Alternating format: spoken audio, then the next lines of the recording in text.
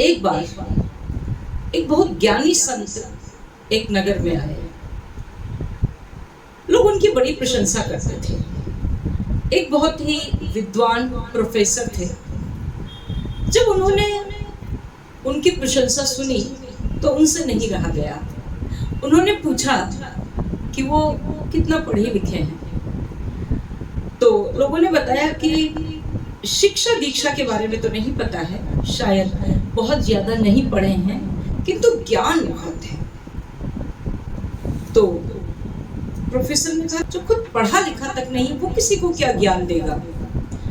लोगों ने कहा आप जाइए तो मिलिए तो आपको कुछ न कुछ नया अवश्य प्राप्त होगा।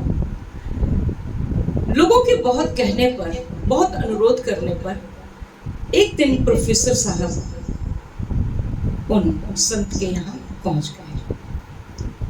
एक कुटी में निवास कर रहे थे। उनकी पत्नी थी साथ में।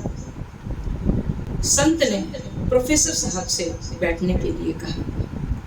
प्रोफेसर साहब के बैठने के बाद संत भी बैठ गए और पूछा कहिए मैं आपकी क्या सेवा करूं। प्रोफेसर साहब ने कहा लोग कहते हैं कि आपके पास बड़ा ज्ञान है, आपके पास जो आता है आप उसे खूब ज्ञान देते हैं। अब सबने कहा तो मैं भी चला आया हूं।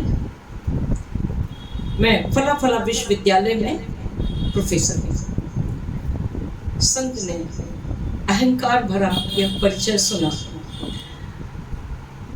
उन्होंने कहा ठीक है। उन्होंने अपनी पत्नी से कहा कि 2 कप और केतली में चाय दे जाओ। वह 2 कप में चाय लाई थी और एक केतली में भी चाय भरी थी।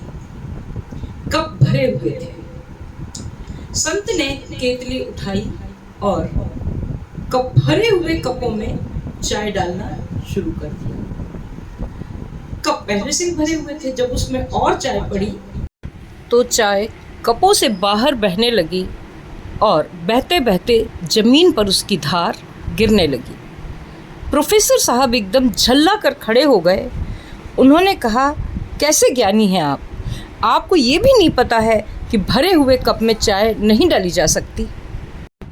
तो संत ने कहा कि जिस प्रकार भरे हुए कप में चाय नहीं डाली जा सकती, उसी प्रकार अहंकार से भरे हुए मन मस्तिष्क में, हृदय में कोई भी ज्ञान समा नहीं सकता है।